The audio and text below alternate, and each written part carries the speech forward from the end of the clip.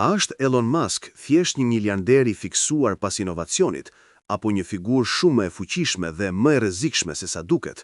Në këtë episod të Njerëz dhe Mistere, do të zbulojmë anën e errët të njeriut që kontrollon internetin satelitor, makinat autonome, implantet neurale dhe projektet e hapësirës. Disa thonë se AI po shpëton njerëzimin, të tjerë besojnë se AI po ndërton një kontroll që nuk është parë kur më parë. Sot do të shohim faktet, lidhjet dhe teoritë që shumica i shmangin. Por ne, jo.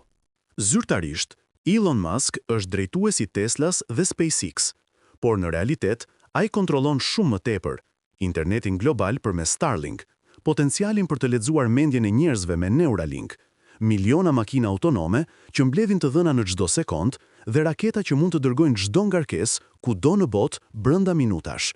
Nuk ka president apo qeveri që ka këto lloj qasjeje mbi komunikimin, teknologjinë dhe lëvizjen globale. Kjo është arsyeja pse disa ekspertë të sigurisë besojnë se Musk nuk është thjesht një sipërmarrës, por një aktor global i pakontrolluar. Starlink është prezantuar si një mënyrë për të lidhur botën me internet, por disa analistë thonë se është shumë më tepër.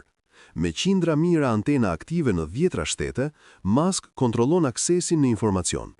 Ka pasur vende që janë varur plotësisht nga Starlink për komunikime ushtarake dhe qeveritare. Dhe ka pasur momente kur Musk e ka fikur ose ndezur sistemin sipas dëshirës. Pyetja është e thjeshtë: a duhet lejuar që një njeri vetëm të ketë këtë fuqi? Pastaj vjen Neuralink, projekti më i debatuar dhe më i frikshëm. Zyrtarisht, synon të ndihmojë njerëzit me probleme neurologjike, por kur një çip mund të lexojë mendimet, shumë ekspertë paralajmërojnë se një ditë mund edhe të ndikojë ato. Musk ka deklaruar se komunikimi me fjalë do të bëhet i panevojshëm në të ardhmen, sepse njerëzit do të komunikojnë me mendime, dhe në atë moment, kushdo që kontrollon çipin, kontrollon njeriu. Edhe makinat Tesla nuk janë thjesht automjete. Ato janë pajisje që mbledhin miliarda të dhëna, fytyra, vendodhje, sjellje, zëra, objekte rreth makinës.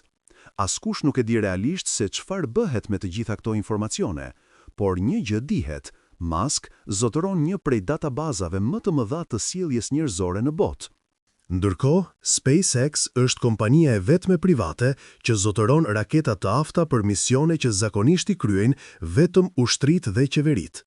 Disa analistë në Pentagon kanë paralajmëruar se SpaceX po shndërrohet në forcën e parë ushtarake private të planetit.